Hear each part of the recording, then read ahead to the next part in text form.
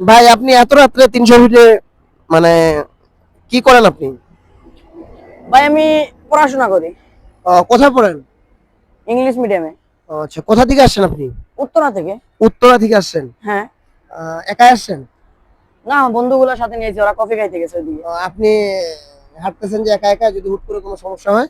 না ভাই, আজকে আমার খুব ভালো লাগতেছে, মানে খুব মন চাইতেছে এই জায়গায় আসতাম, তাই আমি এখানে আসলাম ভাই ঘুরতে। এখন তো এই জায়গা নিরিবিলি, অর্থাৎ প্রায় রাত বাজে রাত 2:30। হ্যাঁ, আপনি দেখেন সব জায়গায় নিরিবিলি, কোনো লোক সংখ্যা নাই। ঠিক আছে, রোজার মাস। আপনি যে স্পটে দাঁড়ায় আছেন এইটা হলো আসলেই নিরিবিলি এলাকায়। আহ, এত রাত্রে আপনার বন্ধু বান্ধব নাই, এরপরে আপনি মানে আপনি কিসে পড়াশোনা, কিসে বললেন, কোন ক্লাসে পড়েন? ইংলিশ মিডিয়ামে। কোন ক্লাসে?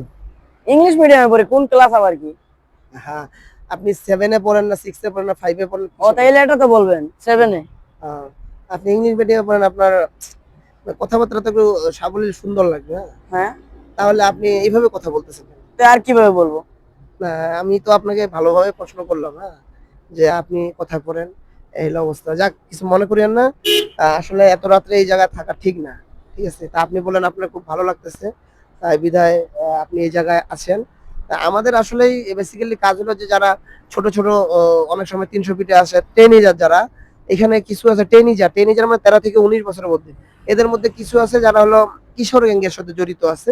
হ্যাঁ, এই জন্য আমরা মাঝে মাঝে কিছু ইনফরমেশন পাই, বিধায় আমরা সোর্স হিসেবে আসে আমরা একটু করি যে তাদের সাথে কমিউনিকেট করি।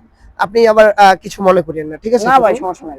ওকে, ঠিক আছে, আপনি হাঁটেন। আপনার বন্ধু বান্ধব কোথায় এখন? ওকে ভাই, ওরা ওইদিকে চা খাইতে গেছে, আহ, কফি খাইতে গেছে, আচ্ছা আসবে। আচ্ছা, ঠিক আছে।